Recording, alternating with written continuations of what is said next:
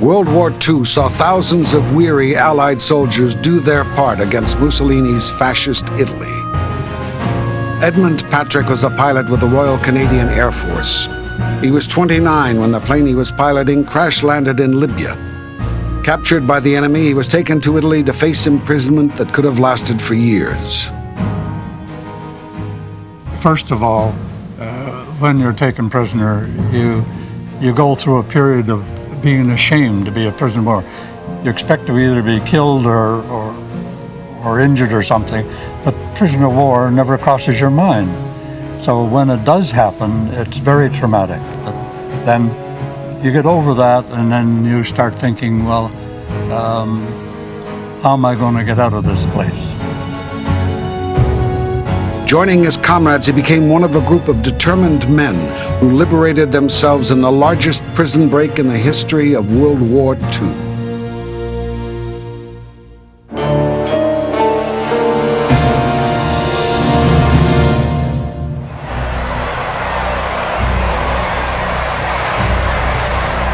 Italy, 1943.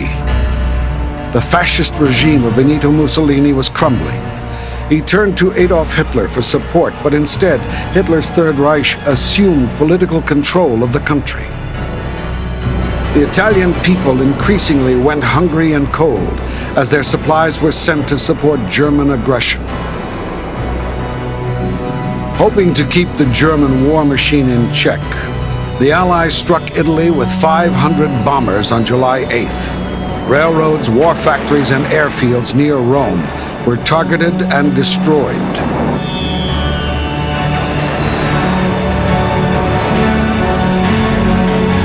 Two days later, on July 10th, the Allies invaded Sicily and began an advance through southern Italy.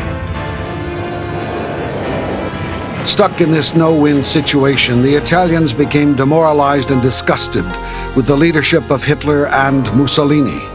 Most were powerless as their country teetered on the brink of destruction. Stranded in the middle of this turmoil were Allied prisoners of war. Most were British and Canadian fighter pilots like Edmund Patrick, who'd been shot down and captured by Italian forces. Their prison was spread out along the foothills above the farming village of Sulmona, 100 miles east of Rome. This was Campo Prigione di Guerra number 78, PG-78.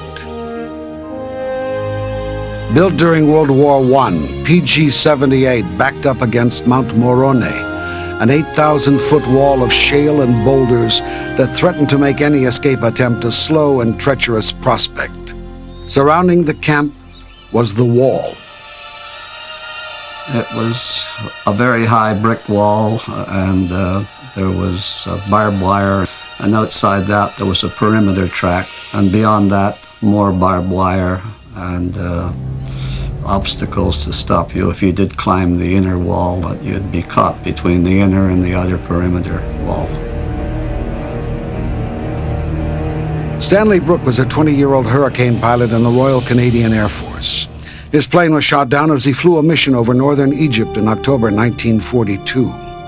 After parachuting into the Mediterranean Sea, he was pulled in by the Italians and sent to PG-78. It was a terrible feeling that you're like an animal, haven't been free all your life, and suddenly you're caged up in a pen and your freedom is gone. And it's really hard to describe, but anybody who's been in that situation would have that dreadful feeling of hopelessness. News of the Allied advance into Italy filtered into the camp and sparked a glimmer of hope.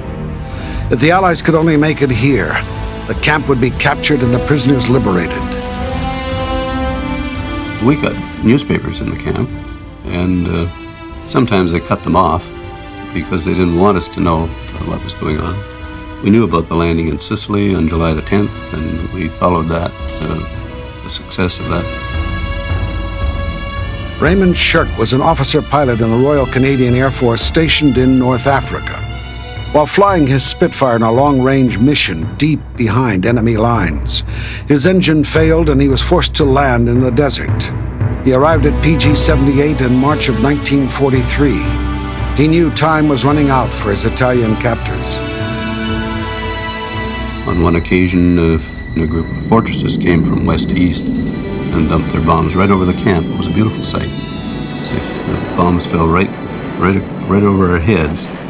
They were released from behind, fell right over our heads, over the camp, and landed on their targets in the valley.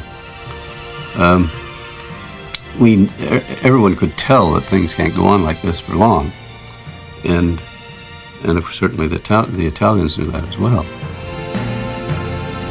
Flight Lieutenant Donald McClarty was a 20-year-old Hurricane pilot and squadron leader who'd been shot down on a mission over North Africa.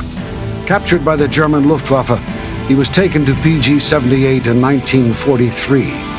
He recalls that morale was becoming weak among the guards inside the camp, and their discipline began to suffer. I think the Italian guards became concerned that they might not be winning the war. And I think they're thinking in the best interests for later on. In other words, I think that they thought that if they were a little more pleasant to us, that maybe we might look after them a little better when things turned around. On September 8th, the prisoners picked up a BBC News broadcast on a crystal radio secretly made in the camp. They learned that Mussolini faced destruction by Allied bombers unless he severed all ties to Hitler. Under this threat, Italy capitulated to the Allies. 2 days later, on September 10th, the Italian Guard staff of PG-78 simply packed up and went home. They left us alone to our own devices. And we were sitting there waiting for the Allies to come, and we had all kinds of rumors that the Allies had landed close by and we'd be liberated soon, until we received an alarm that the Germans were on their way.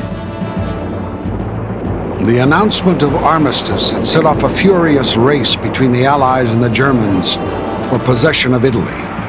From their vantage point in the camp, the prisoners could see German vehicles approaching from the valley below.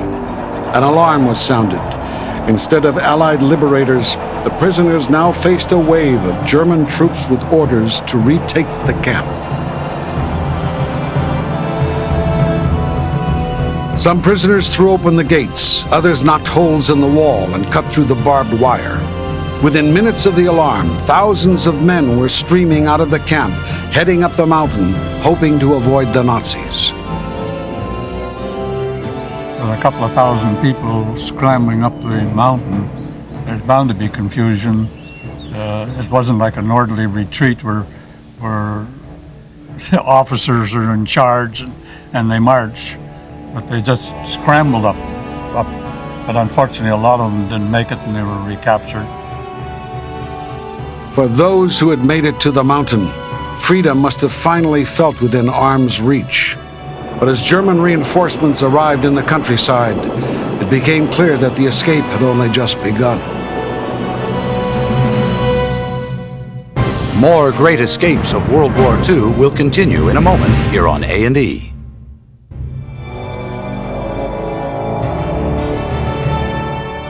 September 8th, 1942.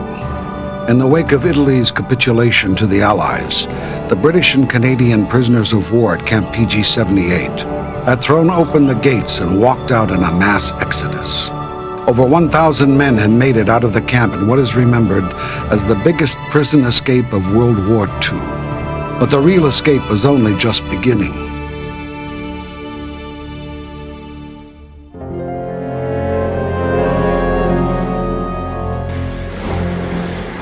Only days after Italy surrendered, German troops had begun to arrive here.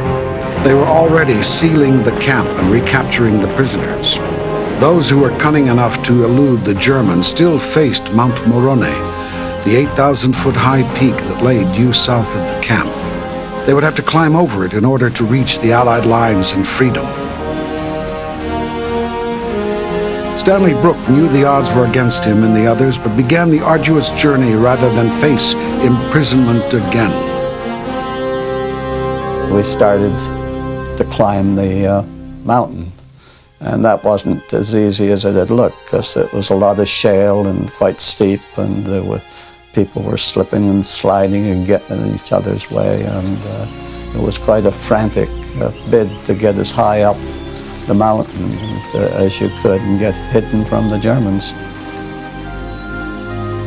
Raymond Shirk recalls that even as 1,000 men scrambled for safety, there was a method to the madness.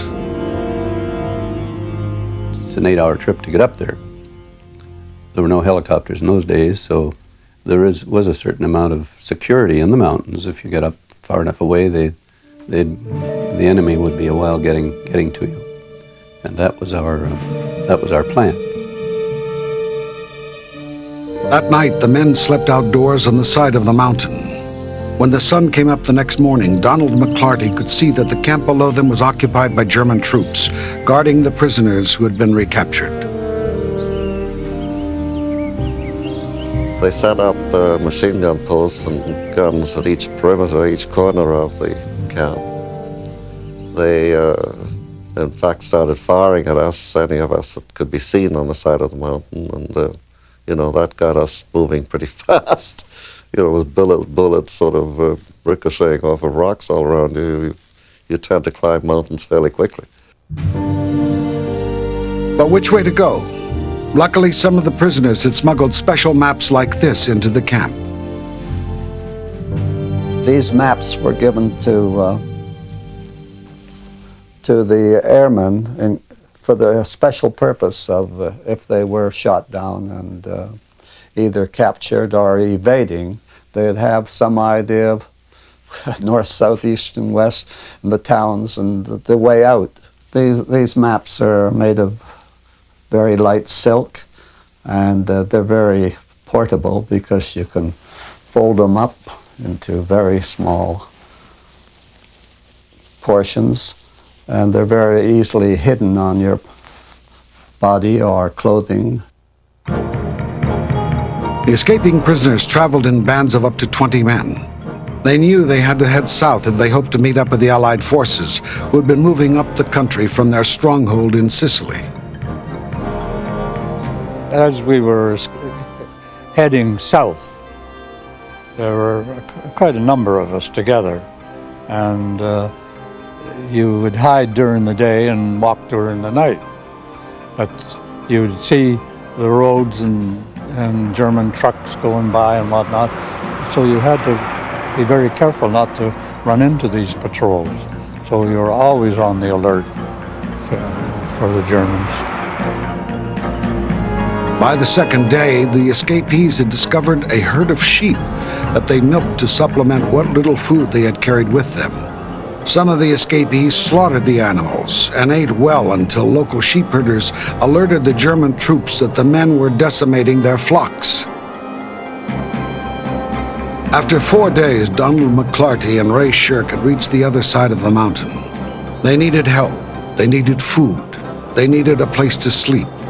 The two discovered a village called Rocco Casale and a local woman named Maria Carbone. So we went to this village, and we did meet up with Maria Carbone, who was our helper.